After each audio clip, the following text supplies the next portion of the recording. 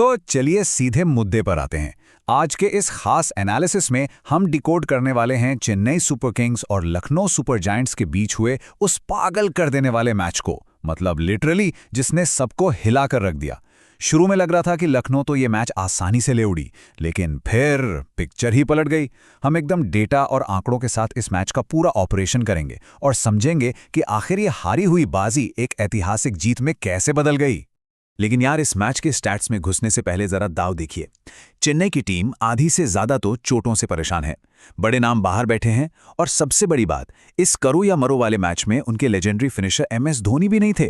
तो एक बहुत बड़ा पहाड़ जैसा सवाल सामने था कि क्या ये टीम बिना धोनी के इतने सारे क्राइसिस के बीच टॉप 4 में क्वालिफाई करने का कोई मिरेकल, कोई चमत्कार कर सकती है। खैर, क्रिकेट के हार्डकोर नंबर्स पर जाने से पहले एक बहुत ही इंटरेस्टिंग और एकदम निष्पक्ष पॉलिटिकल ट्रिविया शेयर करता हूं।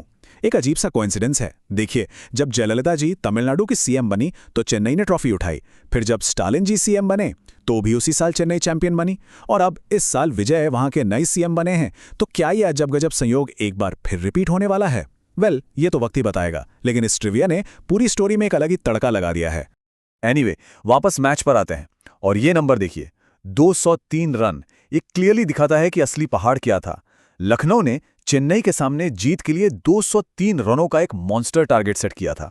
अब सोचिए, जब स्कोरबोर्ड पर इतना बड़ा टोटल हो और सामने मोहम्मद शमी और आवेश खान जैसे बॉलर्स हों, तो किसी भी टीम के पसीने छूट जाएं। लिटरली ये एक ऐसा पहाड़ था जिसे पार करना नामुमकिन सा लग रहा था। और इस पहाड़ को खड़ा करने के पीछे जिस प्लेयर का हाथ था वो थे जोश इंग्लिस। मतलब स्टार्टिंग में तो ऐसा लग रहा था कि बस आज तो लखनऊ वालों ने ही मैच अपने नाम लिखवा लिया है। इंग्लिस ने सिर्फ 33 गेंदें खेली और 85 रन ठोक डाले। इसमें उनका वो खूंखार अर्धशतक भी शामिल है जो उन्होंने महज 17 गेंदों में पूरा कर लिया था। जिस तरह से वो मार रहे थे ना, एक पल को तो लगा कि मैच चेन्नई के हाथ से पूरी तरह फिसल चुका है। लेकिन पिक्चर अभी बाकी थी।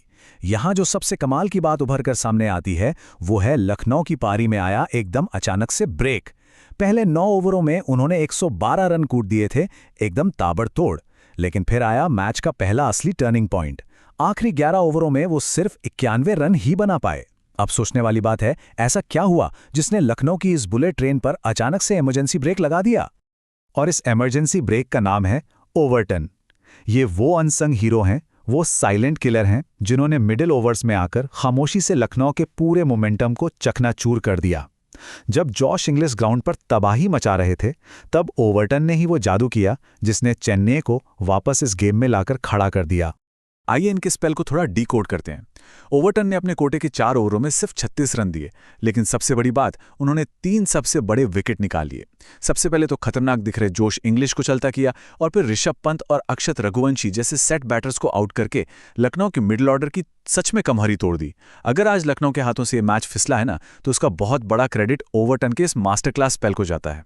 और हाँ, ओवरटन को दूसरे एंड से जिसका सबसे तगड़ा सपोर्ट मिला उसका नंबर है 24। ये एकलौता नंबर नूर अहमद के उस शानदार और किफायती 4 ओवर के स्पेल की कहानी कहता है। नूर ने 4 ओवर में सिर्फ 24 रन देकर 1 विकेट लिया। लिटरली ओवरटन और नूर अहमद की इसी जोड़ी ने मिडिल ओवर्स में लखनऊ को ऐसे स्कोर पर रोक दिया जो आराम से 230 या 240 तक जा सकता था। खैर, टारगेट तो 23 का था, लेकिन सबसे बड़ी दिक्कत ये स्कोर नहीं था। दिक्कत थी हिस्ट्री। चेन्नई के सामने एक बहुत बड़ी ऐतिहासिक दीवार खड़ी थी। जरा सोचिए, 2019 के बाद से, यानी पिछले लगभग 8 सालों में चेन्नई ने 180 से ज्यादा का टारगेट शायद ही कभी चेस किया हो।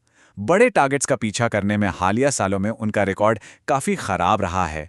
तो अब सवाल ये था कि क्या ये टीम अपने इस पुराने और बड़े मिथक को तोड़ पाएगी? और इस ऐतिहासिक सवाल का जवाब इस जादुई नंबर 13 में छुपा था। ये 13 वो गेंदों की संख्या है जो उर्विल पटेल को अपना अर्धशतक पूरा करने के लिए लगी। जब ऐसा लग रहा था कि मैच बस खत्म ही होने वाला है, तब उर्विल पटेल ने एंट्री ली और लिटरली पूरी की पूरी स्क्रिप्ट ही फाड़कर नहीं लिख दी। तो पॉइंट ये है कि ये कोई नॉर्मल पारी नहीं थी, ये एक स्टैटिस्टिकल चमत्कार था।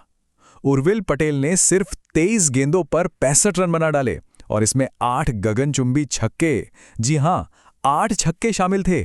एक मोमेंट तो ऐसा आया जब उन्होंने लगातार 5 गेंदों पर 5 छक्के जड़ दिए। मतलब अनबिलीवेबल। और इसी पारी में उन्होंने 13 गेंदों में 50 लगाकर यशस्वी जायसवाल के आईपीएल इतिहास के सबसे तेज अर्धशतक के रिकॉर्ड की भी बराबरी कर ली। सैयद मुश्ताक अली ट्रॉफी में तबाही मचाने वाले इस खिलाड़ी को इतने मैचों तक बेंच पर रखा गया था, लेकिन जब मौका मिला तो भाई ने अकेले दम पर मैच पलट दिया।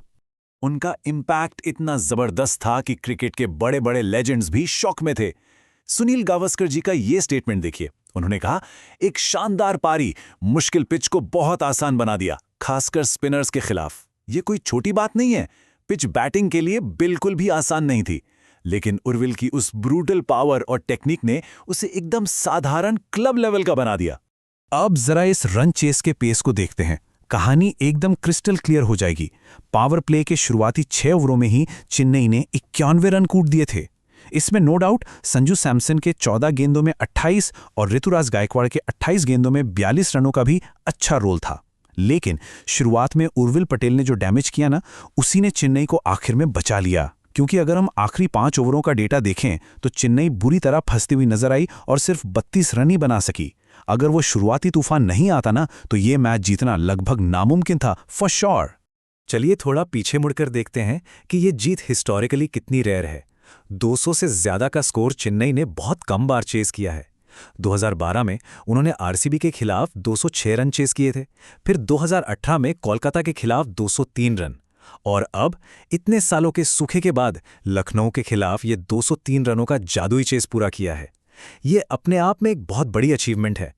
तो भाई, इस क्रेजी जीत के बाद अब प्लेऑफ की पिक्चर क्या कहती है? चेन्नई के पास अब 12 पॉइंट्स हो गए हैं, लेकिन टूर्नामेंट में अपनी जगह पक्की करने के लिए मैथमेटिकली उन्हें अभी भी बाकी बचे मैचों में से कम 2 और जीत की सख्त जरूरत है। कैलकुलेशन एकदम स्ट्रेट फॉरवर्ड है, लेकिन राह बिल्कुल भी आसान नहीं होने वाली। क्योंकि अगर हम टॉप 4 के निचले हिस्से पर नजर डालें तो वहां एक भयानक ट्रैफिक जैम लगा हुआ है। आरसीबी और सनराइजर्स हैदराबाद की जगह तो लगभग फिक्स लग रही है, लेकिन बाकी बची स्पॉट्स के लिए गुजरात टाइटंस, पंजाब किंग्स और चेन्नई सुपर किंग्स के बीच सर्वाइवल की एक भयंकर जंग चल रही है। अगर चेन्नई को ऊपर जाना है तो जाहिर सी बात है, किसी ना किसी को तो बाहर का रास्ता देखना ही पड़ेगा। आज के मैच में उर्विल पटेल की वो आतिशबाजी और ओवरटन का वो मास्टरमाइंड स्पेल देखने के बाद एक बहुत ही बड़ा सवाल दिमाग में आता है। क्या हम फाइनली ये कह सकते हैं कि चेन्नई को अपना परफेक्ट टीम कॉम्बिनेशन मिल गया है? क्या सच में यही वो जादुई कॉम्बिनेशन है जो इतनी सारी चोटों और मुश्किलों के बावजूद इस टीम को प्लेऑफ के पार ले जाएगा? ये सोचने वाली बात है।